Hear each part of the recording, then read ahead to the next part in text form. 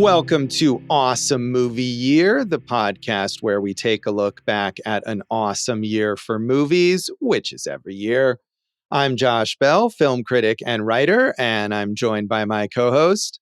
Jason Harris, filmmaker, comedian, and give me that old-time religion, give me that old-time religion, give me that old-time religion. It's good enough for me. No, it's not. It's good enough for Josh. It's always a banner day when you get to have Jason sing on the podcast. Honestly, me singing is better than most of this movie. Yes. As much as I was not a fan of this movie either, I'm not sure I would put your singing above it. But Josh, you know what movie I love that features that song, Give Me That Old Time Religion? Tell me. Inherit the Wind with Spencer Tracy. That is a good. I don't think I've seen that since like high school, maybe when we watched it in a class when people used to learn about civics and stuff like that. Yeah, that's gone. And the law, things that don't exist anymore. Give me that old time learning. Yeah, not so much. But here we are at the beginning of our new season. We've just come through our retrospective 20th season, jumping all around to various years. And we're now back to our regularly scheduled programming with 1 year, the awesome movie year of 1941. And as always, we are starting off with the box office champion, and that is Sergeant York, the biopic about Alvin C. York, a real-life World War I hero. And he's played here by Gary Cooper. This is based on his own, I guess you would call it a memoir or autobiography, his diary that was edited, and as far as I could tell from research, embellished heavily by his co-writer, Tom Scahill. And I'm sure a lot of things in this movie are fictionalized, but he was the most decorated hero of World War I, mainly known for capturing over 130 German troops during a particular battle, and resisted for a long time, as even depicted in this movie, resisted adaptations of his story, books about him, articles, was very humble, but ultimately agreed to this film because he wanted to finance a Bible school that he was trying to He was trying to give him that old time religion, Josh. He was very dedicated to the old time religion. And one thing I love too is that supposedly one of his stipulations for getting the film made was to have Gary Cooper play him. And apparently that was just a tactic by a producer who sent a letter or a telegram to Gary Cooper, signing it Alvin York, saying, "I only want this movie to be made if you will play me," so that the producer could get Gary Cooper in the role. Okay, see, I didn't see that. I did see that he had that York had sent him a letter. What I found interesting was that York had said that he would not have a female lead who smokes, and Gary Cooper is a chain smoker. So. Right. Well, double standards for women in Hollywood in 1941. Who could have imagined that might be the case? Well, I mean, there's a lot of kind of issues with the beliefs too. Like I'm researching York, and they're like he was a Democrat through and through, but then it was like he hated when people talked against America. He was pro-military. He even said he would push the button on the atomic bomb against the Soviet Union.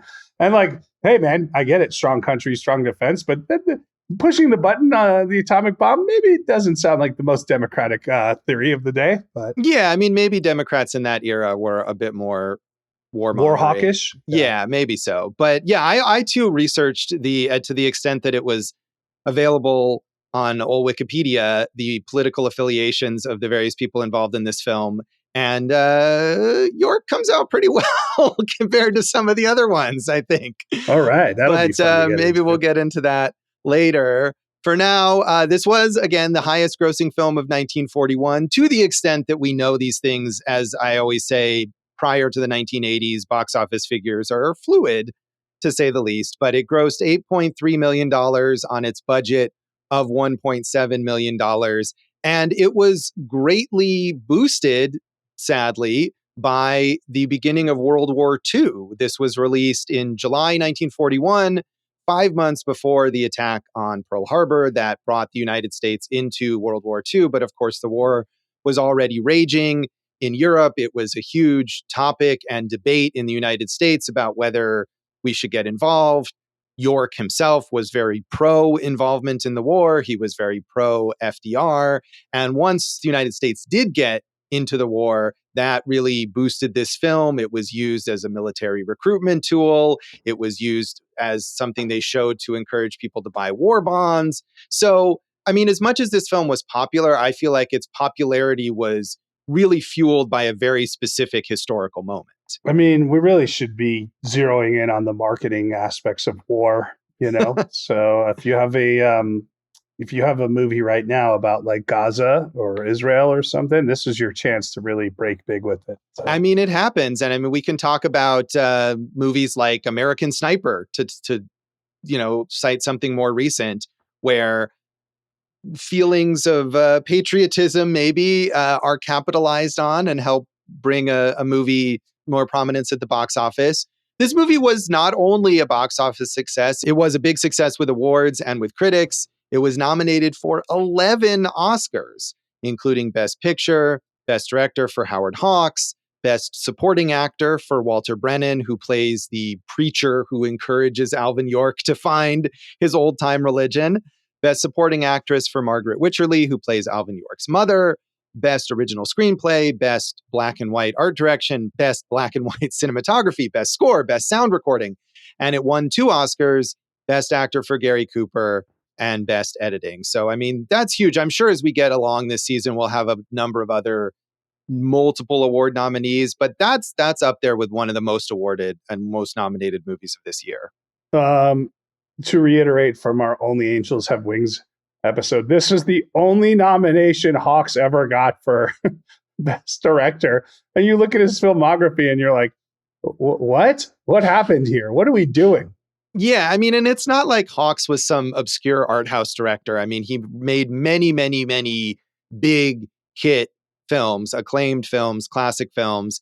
And again, I feel like we shouldn't undervalue the heightened patriotism of this moment that led to this. And of course, by the time the Oscar nominations would have come out, the war was on. World War II was on. That was December 41. The Oscar nominations are in the early part of the following year. So this movie is top of mind for everyone who is voting for that kind of thing. Let the conspiracy theories abound.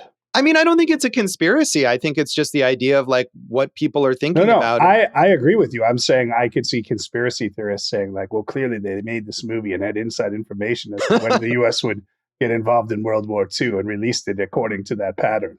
No, but I mean, I think it was calculated perhaps in part as an effort to encourage the U.S. to get involved, because this was a portrait of the worthiness of getting involved in a war in Europe.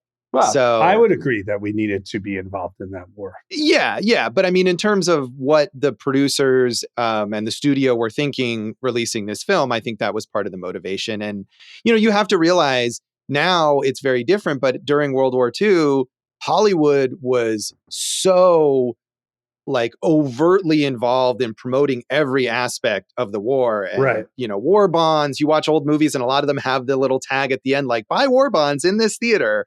And, there was the Hollywood Canteen that was this place for soldiers to go on leave, that all these Hollywood stars would just hang out so that they could support that and be there with the soldiers. And I mean, it's a huge, huge aspect of Hollywood in the 1940s. So this fits in with that, even though I feel like this is not the kind of thing that we would expect to see from current Hollywood, whether or not we were in a war. I'll give it a few weeks, Josh. But, we've talked about John Ford before. He was making movies for the military. That's not out of, there's nothing wrong with that. That's not uncommon. So, yeah, I mean, look, the merger of art and commerce in the military industrial complex is a natural thing for America. I guess. I mean, but I think it was certainly more prominent, more overt at this time than it might be now, even though certain filmmakers, I feel like now there's certain people that you would expect to be involved in that, but the overall Hollywood system is not necessarily as tied to it as it was then. Craig Zoller. maybe that was not the first one I thought of, but sure. Who was your first one? I mean, someone like Mel Gibson. I mean, if we want to talk about later, influence, Hacksaw Ridge is clearly highly influenced by this film. 100%. Yeah. Yeah. So critics, though, were generally on board with it as well. Bosley Crowther in the New York Times said, "It is, in the light of what has happened, a strangely affecting account. This brave and sincerely wrought biography of the lanky Alvin C. York, who left his barren home way back in the Cumberland Hills to travel across troubled waters and fight for what he hoped would be the best. It is an honest saga of a plain American who believed in fundamentals and acted with clean simplicity. Sergeant York is good native drama, inspiring in parts and full of life. It is a little naive, perhaps, but so are the folks of which it tells. And basically, it is as full of humility and pride as is the simple prayer which Mother York prays over a meager meal." Yeah, I don't agree with pretty much any of that. It's also somewhat insulting to the people that he's referencing. That Yeah. these bumpkins don't even know what they're getting into, right? That type of thing. New York elite Bosley Crowther talking about the hillbillies. Yeah, and this whole idea of the simplicity of it, to me, this was one of the misses of it, right? The rectifying of his Christianity with the war effort. And they talk about it, but they don't really go into it in depth. They just talk about it on the surface. Right. And I mean, there was a moment, even though I knew what was going to happen, there was a moment in this movie where he is very adamant that he will not go to war because of his religious beliefs, that I thought, this could have been, there are movies like that. There was a Terrence Malick movie that I haven't seen from a few years ago about the religious, I think he was a pastor in Austria who resisted the Nazis. And Machine Gun Preacher? Yeah, I don't think that was the one. Oh. But who actually, I feel like too many of these are stories about where they go to, like Hacksaw Ridge 2 is about, well, he's religious, but he goes to war anyway. And, it would have been interesting to see that kind of story. Obviously, that's not what really happened. He did really go to war. And that's not what happens in the movie. And I knew that, but I thought that could have been an interesting moment. And as you say, they just treat it very superficially. Yeah, that was one of my major issues throughout the 2-hour and 14-minute runtime of this thing. It was like, let's gloss over everything on the surface level, which was surprising to me because we all really loved Only Angels Have Wings, and it has so much depth to it. And I think you could say that about other Hawks movies too. So yeah, I mean, I think dramatically he often finds that in his Westerns. I think they're known for having more character depth, and this just really, yeah, it really doesn't. And being based on a real person who had to be, convinced to tell his story, you would think that maybe more of that would come through, but it does come off, I think, as very phony throughout. But that's not how it was seen in the media at the time, or at least in what I found. Maybe those media members are the rubes. Time magazine, in their unbylined review, said, "Sergeant York is not a picture of trench warfare, but a story of an American country boy and how he came to fight for his country. So much of the film is given to the painstaking development of his character that his heroic feat, when it comes, is merely an extension of the everyday heroism of a dignified, impoverished mountain people. The picture also manages to produce an almost documentary description of the meager, resourceful life of the South's mountain folk. Sergeant York does not glorify war, does not try to horn in on the U.S. in World War II. It stays scrupulously within the bounds of one man's part in another war. But by showing what he found in the U.S. worth fighting for, it becomes Hollywood's first solid contribution to national defense." I mean, there were other more war movies before this. Like, what are we talking about here? Yeah, this is the first war movie that's ever been made. So. I think maybe they're saying that this is the first one that is maybe like driving actual real world participation, which, I mean, I don't know if it was the first, but certainly it did accomplish that. Yeah. The other issue I have with this review, Josh, is like, it seems like every reviewer that maybe all of them that you would find, have never been to the South and have no desire to understand these people beyond the stereotype of these poor mountain folk. Let's look at their lifestyle, which is clearly verbatim the way it is in real life. Right. I mean, the idea of this calling that somehow documentary-like is laughable. And And yeah, I mean, as is often the case with these older films, the reviews aren't as widely accessible. So I did just find a bunch of New York elites. So maybe some critic in Tennessee had a different perspective, but I don't know. But it's interesting to me because it seems like one of Alvin York's whole things was upholding the pride and dignity of where he came from. And I mean, there's in multiple reviews, there's also reports about Alvin York attending the New York premiere of this film and, being very proud and all of this. So I don't know how he genuinely felt, but it does seem a bit insulting. Well, Josh, finding these Tennessee critics back in the day would be hard since they don't know how to read or write. Yeah, it's so true. Yeah, I'm not sure if maybe I should have looked for like a Nashville paper or some bigger Tennessee media outlet. I'm not sure if they had a different perspective. So, but no, I just went back to New York. Finally, Herbert Cohn in the Brooklyn Eagle said, "There is driving drama in these heroic moments in the life of a famous soldier. And director Howard Hawks, with Gary Cooper as his hero, has drained them dry, converted them into exciting screen action, and used them as another prop to the nation's war morale. He has been frank about screen war. He has justified it as a fight for freedom, the heritage of the people, but he has made it realistically grim and gory, a startling reminder of the sordidness of war that is too often forgotten in the excitement of a contest. Clear through to its smallest bit role, there is evident the rare artistry that has made Sergeant York, despite debatable parts of its philosophy, a truly distinguished motion picture." I guess you had to be there, buddy. Yeah, I tried to find these little moments. Bosley Crowther calls it naive. And he does even in another part of the review mention the word propaganda. And this guy says the philosophy is debatable. But I mean, I wonder if in a way, even though this is 5 months before Pearl Harbor, the overall momentum toward being supportive of the U.S. involvement in war has kind of bowled over any other considerations of this. And that doesn't automatically make it something that we wouldn't be able to get into. There's plenty of patriotic rah-rah movies that could be good. This one I just don't think hit that. Right. Yeah. I mean, and certainly the like hokiness of it or whatever. I have seen lots of classic movies that have various cheesy, hokey elements that sometimes you just kind of have to forgive, and sometimes they really work and they draw you in. And yeah, I'm with you on this. I was hoping maybe after I saw that both of you did not care for it, that I might have a more positive reaction, but it is not a good movie. It's just not. And I feel like a lot of the things, that these critics are praising, I'm baffled because they don't work. You heard it here first. Sergeant York? No, says Sergeant Dork. Oh, you've been waiting to call me Sergeant Dork for so long, haven't you? Maybe that's true, Josh. Yeah, I appreciate that. So anything else about the background here you want to talk about, Jason? Well, you got to figure out how to make this religion work here with your country. You're going to be killing, but killing for good.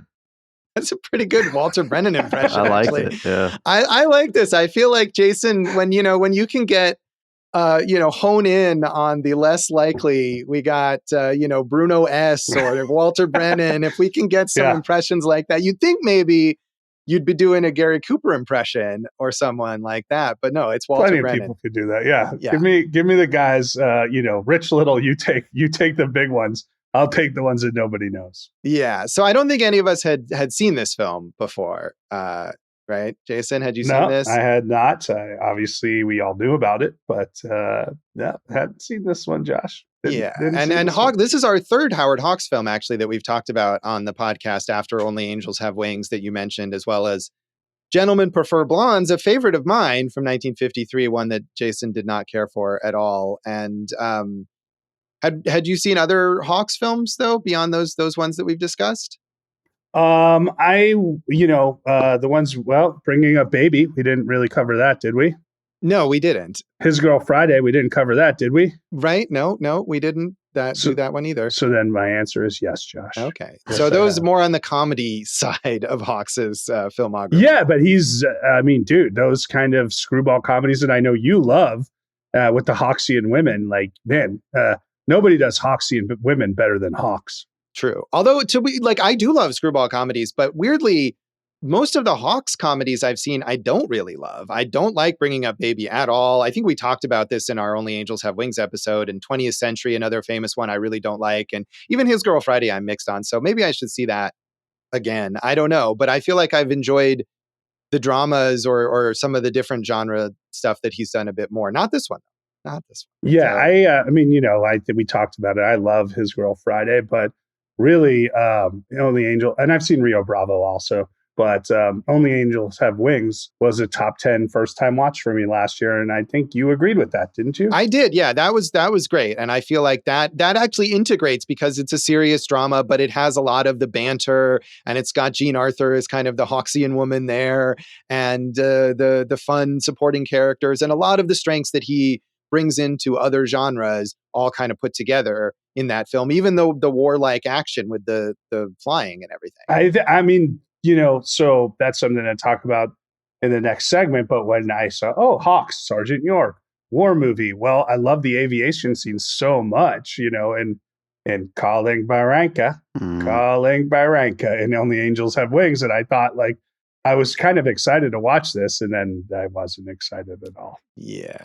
And Dave, you hadn't seen this one before, or probably not as many Hawks films, although you did watch the ones we talked about on the show, right? I sure did. And I actually watched His Girl Friday. That actually made my honorable mentions of my top 10 first time watches last year. So Jason pushed me very hard to watch that movie, and I'm glad he did because it was very good. Yeah, I should give it another shot, I think. I did see brief moments from it in Heart Eyes recently. Good to see that show up there. So we'll come back and talk some more of our general thoughts on Sergeant York.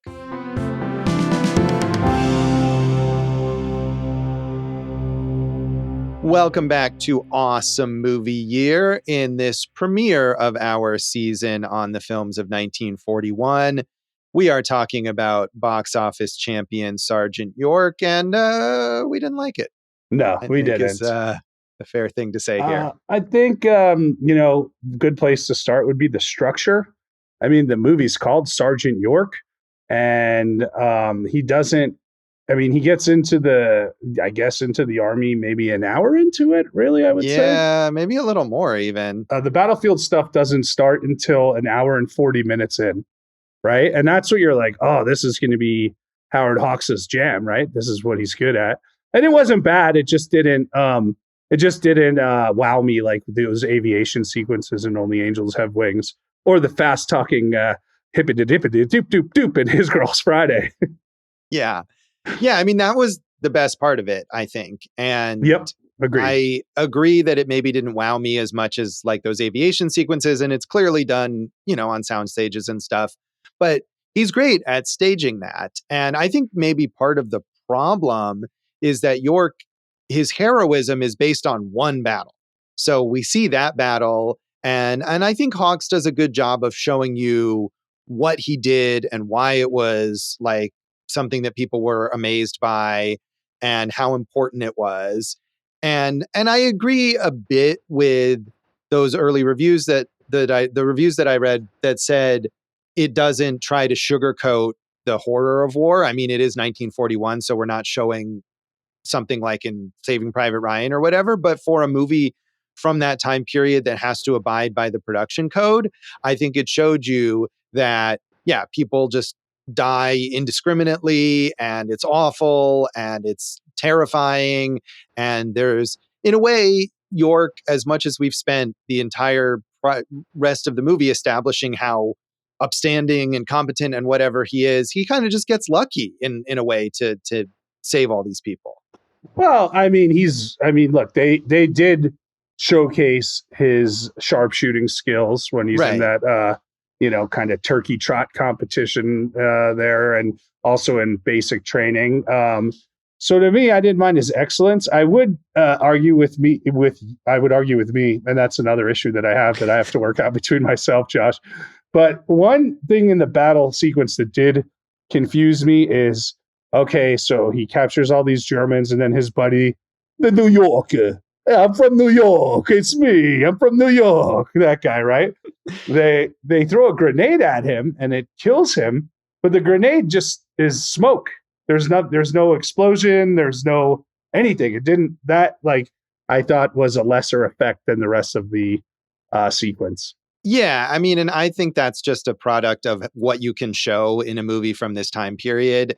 And I agree. When I saw that, I thought, oh, I guess maybe nothing really happened there. But clearly, we're meant to understand that in reality, that would have been a much bigger explosion with all this shrapnel. And, you can't show a ton of blood. You can't show open wounds. I mean, all this stuff that you would see now in a movie about war, they can't show. But I think within the limitations of what they're able to show, they Hawks tries to convey just how horrific this would be. And I think that that's something that probably was important to York too, because later in his life, he was known for this one thing and people would always want to talk to him about it. And he would say, look, I'm not proud. I don't want to talk about it. It's not something that should be remembered necessarily. So, I mean, I think that is in line with his philosophy and his religion. And it's not good that he killed all these people. He did what he thought was necessary. And, we get later, he says it was to save lives.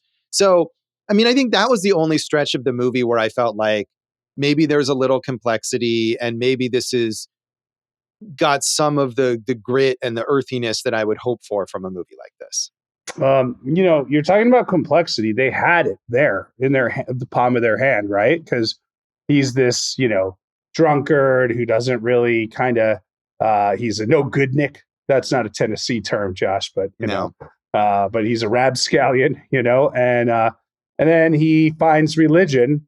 And immediately, this was an issue to me. He found religion and he immediately not only turns the other cheek, he turns every cheek he possibly can and forgives everyone of everything. And I don't know anyone. I mean, I think even if you find religion, you're probably struggling with like, yeah, this dude wronged me, like the dude who bought the land out or sold the land out from under him, right?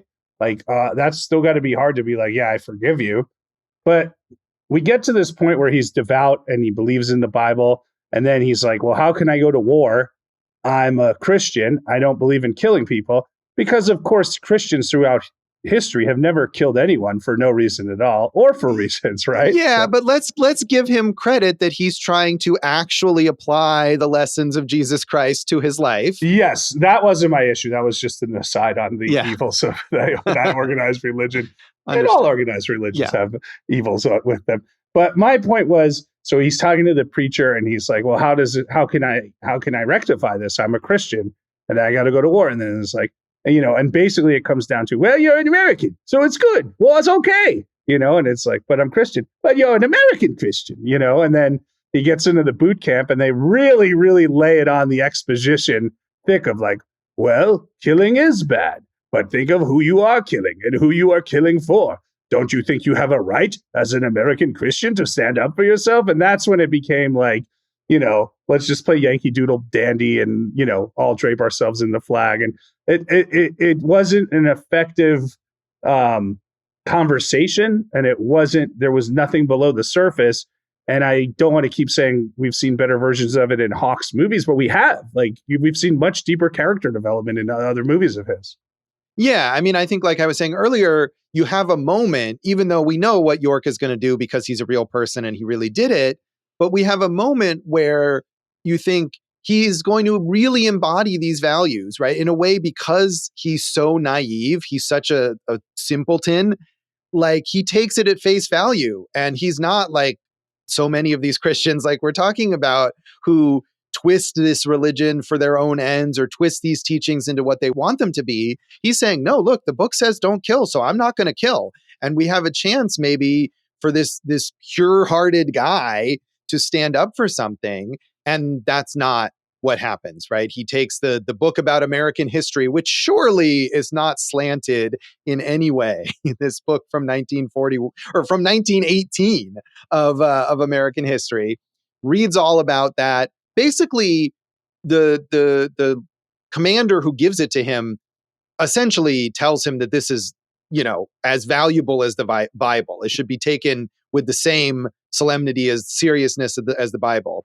And so he's like, oh, well, okay, I didn't know about American history, and gets the one passage in the Bible about render unto Caesar what is Caesar's and unto God what is God's, which is I don't know, I'm not a religious scholar. I feel like it's more about paying taxes, but I'm not sure about that. But he interprets it like, well, the American government says I need to go to war, and so I will render unto them, military service, which is theirs, and that's not part of my religion.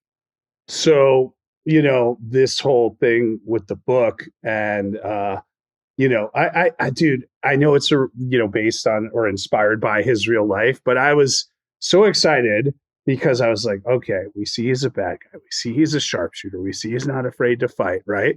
Then he becomes this real good guy, and you're like, 45 minutes, man, this is a boring ass 45 minutes right here. And then what he's trying to do is marry this woman, and he's poor, but he's working his ass off, right, every day to buy this land. And this guy promises him the land, and then, of course, sells it to his rival, who is also hot for the lady. And I'm like, oh, here we go. It's Unforgiven. You just turned Sergeant York back into Clint Eastwood in Unforgiven. So the way I thought it was going to be was like, oh, they've angered him so much. He's not fully there yet as kind of becoming a devout Christian. He's going to do some murders. And then they're going to be like, you have a choice. You can either go to jail or go to war. And then he was going to redeem himself in the army. And that would have been a way more exciting movie to me. Yeah, I did. I mean, I knew that he was going to go to war and that he was a war hero, but I didn't know the particulars of how that would happen. And I also kind of wondered if he was going to end up getting arrested, whether he was going to actually murder that guy or not, but do something bad enough that he would get arrested and be presented with that choice. And that's, of course, not what happens, because this movie is so wholesome, that I mean, the real Sergeant York, we should be clear, also did not murder anyone in town. He murdered many people in Germany. I mean, he didn't have a choice. Right. Look, I'm not gonna, whatever. He's an American hero. We that's amazing. What he did is amazing. But yes, as a movie, it's a war movie, and you're like, even the war doesn't have that much conflict. It's World War I, right? So right. I mean, I think that's part of the thing, is that because he was just known for that one heroic feat, that's all we really get to see, and that's really all that he did. But yeah, I mean, his conversion too is not character development, right? Because he doesn't seem to care about religion at all. And at one point, Walter Brennan, the preacher, tries to tell him, like, look, all your hell raising, you need to, embrace religion and embrace God. And he's like, well, I feel like that's not something you really do. It's like something that has to come from outside as like a lightning bolt. And then we literally get a lightning bolt that strikes him. It warps his gun that he was going to go use to possibly threaten and or murder this guy who's stolen this land from under him, and knocks him off his horse. And then he's like, I see. Thank you, God. Now I'm religious. And there's no introspection, which I have to assume a real person would have. Yeah, I mean, and like I said, conflicts, listening back to our probably the best episode we've ever done, Ernest Goes to Camp. Josh, you had mentioned that none of the kids have like any characters. Right. I mean, they could have just stolen that from Sergeant York. You can't tell me that there's any other than York and maybe the preacher. Does anyone have any other beat of character than like exactly what they're presenting to you? No, I mean, and even York really doesn't. I mean, I think that's part of the problem, is that this is our main character. Gary Cooper won an Oscar for this performance. And I've seen Gary Cooper in other movies, and he is a good actor. But this is such a one-dimensional performance as a one-dimensional character. And maybe that's what they wanted, that this guy is an American hero, and we need to do everything to make him an American hero. That's important. And maybe also because they spent 20 years trying to get him to agree to like give over his life rights to make a movie, and we have to portray him in this very, very positive way. But yeah, I mean, there's no dimensionality to him. There's a whole sequence where theoretically he's just reflecting. After he gets a leave of absence for a day from the army, he's learned about American history, and they say, go think about it. And they even offer him an out. They say, if you come back and you say, no, religion prevents me from doing this, we will give you your conscientious exemption and you can leave. You don't have to go to war. And he's contemplating all of this, but we don't get any sense of his internal turmoil. Didn't you think that whole bit was hokey because he and the preacher tried to apply for the conscientious objector, out, and then everywhere they went, the government like, nope, you're in, nope, you're in. But then in the army, they're like, well, York, if you don't believe in it, even though we know you're the best shooter in the infantry, heck, we'll just let you out. I just didn't think that felt like more, kind of, nonsense to me. Yeah. And I mean, I buy that. I don't know what the statistics are, but I buy that probably the vast majority of people who attempted to get exemptions as conscientious objectors were denied. I do too. And I'm sure that happened. But yeah, you're right. I mean, I don't know if that's how it really went down in the Army. And the only thing I can argue is that, well, at that point, as you say, he's the best shooter and they want to promote him to corporal and they need him to be a commander and they need him to be decisive. And if they feel like he's going to falter on the battlefield and say like, wait a minute, no, we can't do this, then they can't have him in that position. So it's in their best interests to give him that out. That's sort of how I feel like they justify. Well, I would have loved to have heard that conversation between like two of the majors or, generals or whatever. So. I mean, there is a moment after he comes back and he says, yes, I've decided I want to do it. And those two commander guys, one of them says, are you sure that we can rely on him in the battlefield? And the other one says, yes, now I am sure. So I feel like there was a little. All right. You got me on that one. I'll take that one off the board. Josh. Really, really well-drawn women, huh? Yeah, I do want to point out that at the time of shooting this film, Joan Leslie, who plays his love interest and future wife, was 16 years old, and Gary Cooper was 40. It was 1941. That's not like up until a few years ago, you could have seen that, I think, in film, right? Yeah, I mean, and it's weird, though, because it's not like the characters are meant to be that far apart in age. The characters are meant to be maybe not the same age, but like closer 28 and 21 or something right, like exactly, that. Exactly. I mean, Gary Cooper is playing younger and she's playing older. Like, she doesn't look like she's 16, but she, in fact, was. Well, yeah, I mean, like I said, that's something that happened a lot in the history of film. So yeah, I just wanted to offer that little statistic there. You never see, other than Ruth Gordon in Harold and Maude, you really never see the reverse on screen, do you? So. Yeah, baby girl we had recently, maybe. Yeah, but it's always notable when that happens. Yeah, but I mean, it's weird. It's weird in this movie because this is not about, as we say, it's not about like an older man and a younger woman. It's about characters who are meant to be fairly close in age, but the way the casting was done. Yeah. That's how it was done. Yeah. I mean, one of many things in this movie that just doesn't pop the way it should, maybe. So. Right. But I agree with you. I mean, everyone is one-dimensional. But yes, Joan Leslie, not a good performance as this golly, Alvin, everything is so great, you're so sweet kind of girl that he wants to get married to.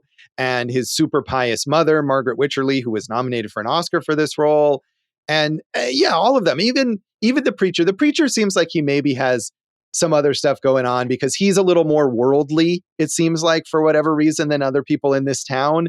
He knows how to write a letter to the government about conscientious objection, and he understands the complexities of the draft and what you have to do. And Walter Brennan is a good actor, but as your impression shows, that character is also very, very hokey. Speaking of good actors, I mentioned the guy who played the New Yorker who was talking about the subway, which he has to explain to Sergeant York what a subway is. And that guy was not bad at all. But man, did you tell me we couldn't have slid Thomas Mitchell into that spot right there? Oh, Thomas Mitchell, our favorite guy. Awesome movie or all-star. Yeah, I don't know if we're going to get any Thomas Mitchell performances this season. But yeah, I mean, we talked about all the ridiculous hillbilly stereotypes, but of course that guy is the New Yorker stereotype to a full degree. And I don't know if that guy is based on a real person or not, but he certainly is there to be a contrast to like country bumpkin Sergeant York. He's like, yeah, I was on the subway, and you don't know what a subway is? It's a big hole with a train in it. But again, like that. Okay, so I agree with you. That's why he was there. Like, hey, we're going to go the exact opposite way. But there's never like any issue with them. Like, I don't see things your way. You people have it backwards or vice versa. And they just kind of like, you live a different life. Well, I'd like to hear about that, right? Like, there's not any conflict between them. Right. And I think that's a deliberate choice, that it's supposed to show the camaraderie of people during wartime and how Sergeant York may have been sheltered, but he comes to the army and he gets along with everyone. And I mean, it makes for a boring movie, but I'm sure that that's all a deliberate way to portray this guy as like this super great guy. Thomas Mitchell was in 3 movies in 1941, and we will see him in an episode coming up. All right. I look forward to that. I'm glad I had Awesome not movie, looked you're up that all-star. information, but I'm really happy to hear that. Dave, anything? I hated this movie, guys. I honestly didn't find anything I liked about it. And you guys talking about the lack of complexity or conflict or anything like that. You can't really have complexity or conflict in a propaganda film. So, like, what are you going to do? You're just going to make the characters too multidimensional to where someone might be wrong about something, and you can't have that. Yeah, I mean, and I think there was certainly an awareness at the time that this was a propaganda film. Yeah. Like I said, Bosley Crowther specifically mentions that in his review in the New York Times. And we have to understand, I mean, as we're always talking about on this podcast, what is going on in the world during the time period that we're talking about? How does that influence what movies are being made? And this is a very, very propagandistic moment. This is the first of at least 3 movies I think we're going to talk about this season that could be classified in one way or another as propaganda. And that's what movies were being made to a large degree. Yeah, Marvel. Right. Yeah. I don't think that's an inaccurate one-word analysis of current cinema there, Jason. Josh, what we're talking about, we all agree that the battle was probably the best stuff here. That's called the Meuse-Argonne Offensive. It was the deadliest and most violent kind of affair of World War I. It lasted for 47 days, deadliest campaign in the history of the United States Army, resulting in over 350,000 casualties, 28,000 Germans, 26,277 Americans, and a bunch of French. So I mean, war is hell, man. Yeah, and we don't get that scope necessarily in this film. We get the hell that it is for the people directly around Sergeant York, but you wouldn't know. I mean, people who are watching this movie probably had a better sense at the time that it came out than we do now of what that was. There were veterans of World War I all around that there are not now, but we don't necessarily get that sense in the film. Josh, you know who wouldn't do well in war? You. That is a very true statement. I don't think I wouldn't either. I don't think I would either. I mean, Yeah. I might be like a little more aggressive, but than you guys. But like, I would just tell them, like, I'm a pacifist, man. You don't want me out there. I'll try to talk my way out of it. Yeah, I would be running away to Canada. I don't know how many people did that during World War II versus later in more contentious wars like Vietnam, but I would certainly be running away. To that point, I wrote down my favorite Letterboxd review of this from someone named Harley Delane. She said, quite literally made me want to join the army so I would die and wouldn't have to finish the movie. You guys will like this story, Josh. You're talking about running away to Canada when like Iraq or one of our many wars, Afghanistan maybe, right, was going on. My mom pulls me aside and she goes, don't worry, if there's a draft, I got people for you deep in the woods of Canada. Of course, my mom, known to embellish things, and I had never heard about any single person she ever knew in Canada except for my dad's uncle. And it just seemed like it was so out of nowhere. Like, yes, I have all secret routes for you to hide in the Yukon territory. They'll never find you. And who knows? Maybe she did. Maybe she did. I mean, that's reassuring. I don't know that it was ever close to there being a draft during that period. And of course, now we're all too old to be drafted anyway. But I feel like at the time that would have reassured me because I would have taken I would have asked you to ask your mom to help me out with it, I think. And we would have, Josh, Thank that. you. So, but we're talking about the draft here, right? More of the propaganda, right? It's, well, I'm signing up again. It's like, I'm going to get drafted 3 times. I mean, but again, this was how things really were, I think, at that time in 1918 and at the time of World War II when this movie came out, is that there was a much greater, stronger, more unified sense of wanting to sign up to go to war that didn't exist in later wars and doesn't exist now. And I think we have to at least acknowledge that was the circumstance under which this movie was made, but it doesn't make it a good movie. No, and I'll agree with you, but it would have been nice to have like one guy, You're like, nah, this isn't for me. Well, the one guy is Sergeant York, right? He specifically says, no, I'm not going to sign up. Not only am I not going to enlist, but I'm not going to even sign up for the draft because it's wrong and I'm not going to do it. And we just don't get the exploration of that would be. Yeah. Well, I keep thinking that Walter Brennan and Raylan's dad on Unjustified would have made a fine pair. Just hearing them, you're right there. You know, it would have just been nice back and forth. Yeah, I don't think they, sadly, Walter they might have Berry? actually been alive at some Raymond J. overlap. Barry.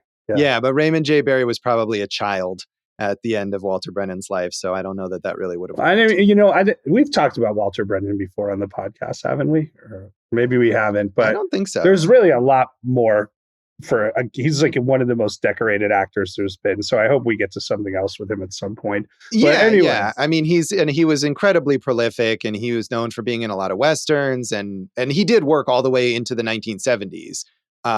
Despite being one of the older actors in this film, he had a longer career than a lot of the other people, prominent people in this movie. This sounds like a good segue to get into our legacy section. Should we rate this thing, Josh? Yeah. Should we rate this out of 5 American history books? 5 American history books. Let's do it. It only gets 2, and neither of them are Howard Zinn. You know, this is a rough go. I mean, the battle scene, ups it just a little, but this is not a good film in my estimation. No, I agree. Don't like it.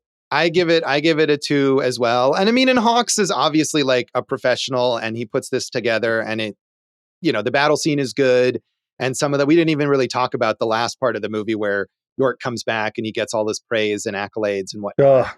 Which is not good either. Yes, you're right. Yeah. You're right. Yeah, no, you're bringing up a point though. Like, yeah, you got Hawks, you got Cooper, Brennan, you got all these talented people. It starts on the page, right? This was bad from the beginning, no matter what the public audience of moviegoers said in 1941. So. Yeah, no, I agree. And I think this is one of these, it reminds me of when we were talking about The Robe at the beginning of 1953, another kind of movie that doesn't, I mean, this is more like the kind of movie that might get made now. That doesn't at all, really. But it's not the kind of movie that is the number one movie at the box office anymore, but it is at the time what a lot of people wanted to see. So, but it's not good, and I don't recommend seeing it. So 2 out of 5 history books from me. Dave, how do you rate this? I'm going with 1. Yeah, this is one of my least favorite things we've watched so far. Yeah. Right. Well, hey, Josh, we got to be careful which history books these are, because Sergeant York's from Tennessee, so they might burn or ban these books depending on what point of view they're coming from. Oh, yeah. You teaching evolution? Not in my state, I tell you. Well, I think what they'll do is in Tennessee right now is they'll want to grab that history book that Sergeant York read in 1918 and use that in their classrooms. I think they'll probably approve of that one. Well, I don't understand. She was born with a penis. How's she a she?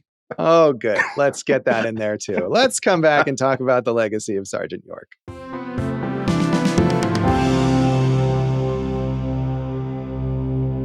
Welcome back to Awesome Movie Year. In this premiere of our season on the films of 1941, we have been talking about box office champion Sergeant York, which we were not a fan of. But Howard Hawks, a very, very talented. We are a big fan of Howard Hawks. Yeah, we are. And we've talked about him before.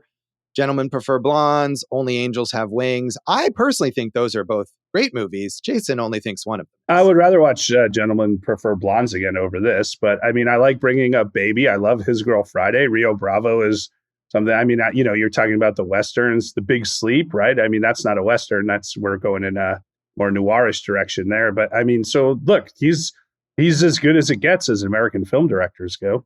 Yeah, I mean, and I think one of the amazing things about Hawks is that not only did he have this extremely long career, working into the early 1970s, but he worked in so many genres and with such success. You want to talk about one of the classic comedies of all time, it could be a Howard Hawks movie. Classic Westerns of all time, Howard Hawks movie. Classic noir of all time, Howard Hawks movie. Classic war movies, as much as we don't like this, there's Howard Hawks again. Clearly a prototype for awesome movie or all-star Rob Reiner. Yeah, that is a good point. But I mean, he's so versatile.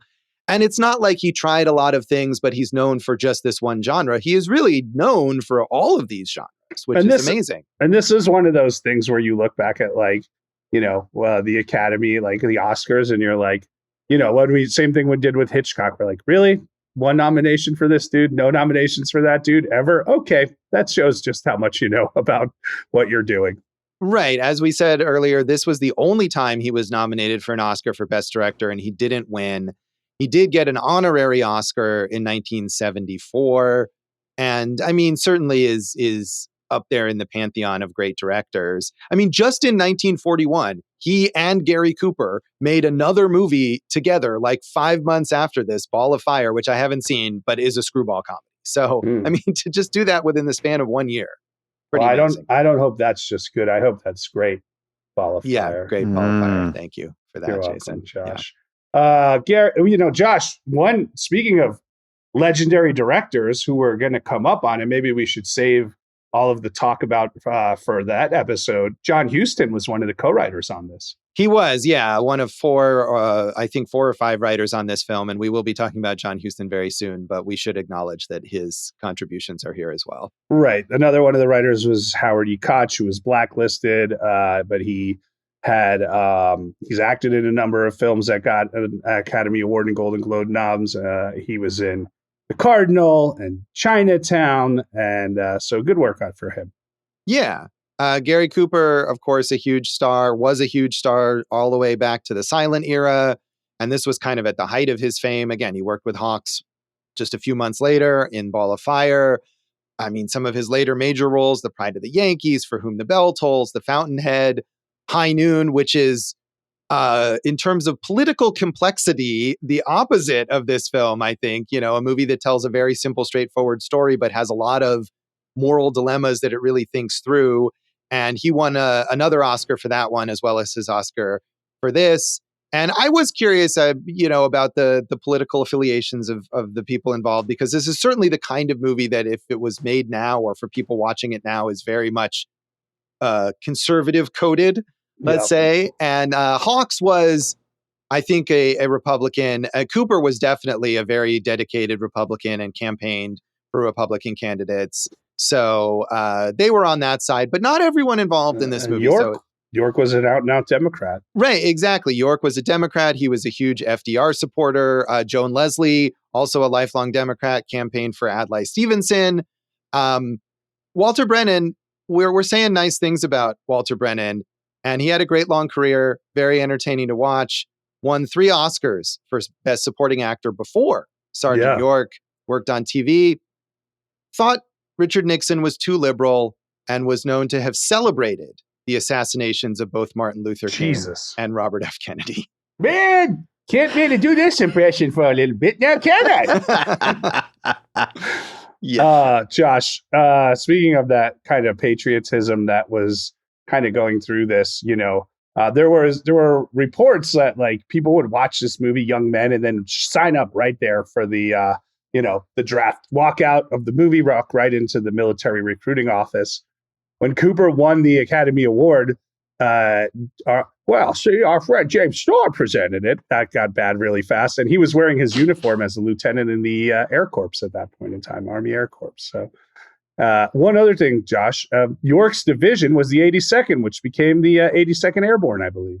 So. All right. Yeah. I mean, and we talked about, people wanting to sign up, despite their ages or whatever. I mean, York actually tried to re-enlist in the Army at age 54 to fight in World War II, and he was denied.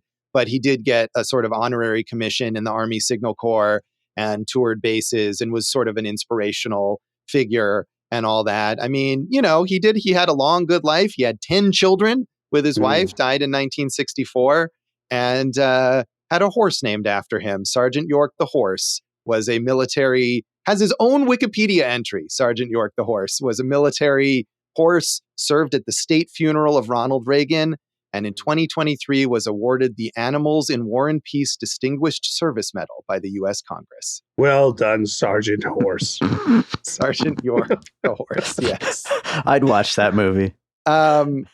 Joan Leslie, I mean, I said High about Sierra, Yankee Doodle Dandy. She's in some classics. So. Yeah, I actually watched High Sierra recently, which is also from this year and also features an incredibly inappropriate romance between her and a much older actor with her and Humphrey Bogart. But yeah, she was sort of a B-list actor for most of her career in the 40s and 50s and more or less retired and did some TV roles through the early 90s. Margaret Wycherly, who was also Oscar nominated for this, mostly was a stage actor, but she was in The Yearling and White Heat. And of course, again, Brennan in everything. And I have to say, the legacy of this film that I remember most is the line from Wayne's World when Wayne is recalling the actors who played Darren on Bewitched. And he says, Dick Sargent? Dick York? Sergeant York? And I don't know what prompted Mike Myers to include that in Wayne's World, but I always remember it. Josh, that is pretty good and weird. And Wayne's World, party time excellent. So Ward Bond, who was also a TV star on Wagon Train, Bert the Cop in It's a Wonderful Life. That's pretty good. Yeah. So lots of character actors in this film. Anything else you want to mention about the legacy of Sergeant York? R.I.P. my Walter Brennan impression. I can still do it. He's dead. You know, I can still do it. You can still do it. Just don't say anything racist.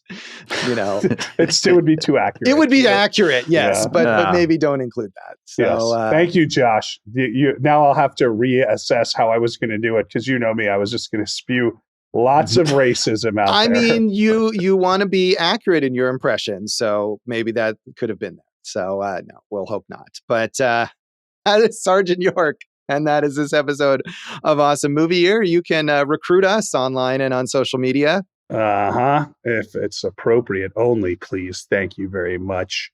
We're at awesomemovieyear.com, Awesome Movie Year on Facebook and Instagram. I'm Jason Harris Comedy, or Jay Harris Comedy on all the things. As you well know, go for Jason on Letterboxd.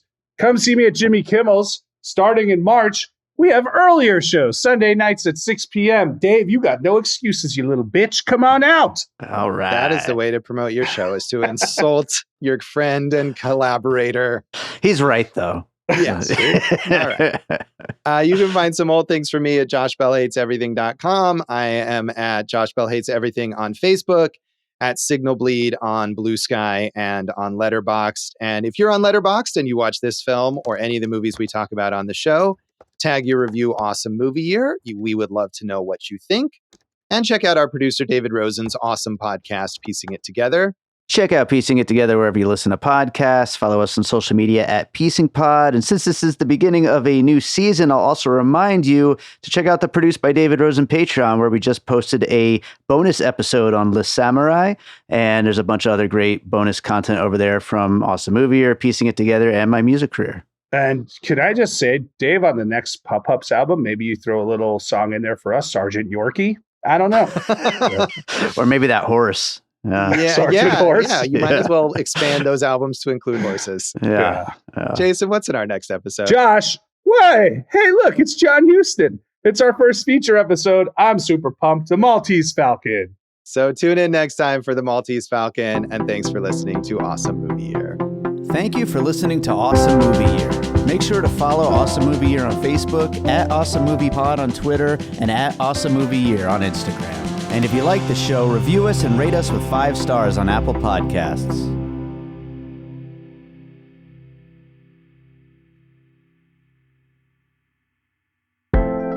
An All Points West production, produced by David Rosen in Las Vegas.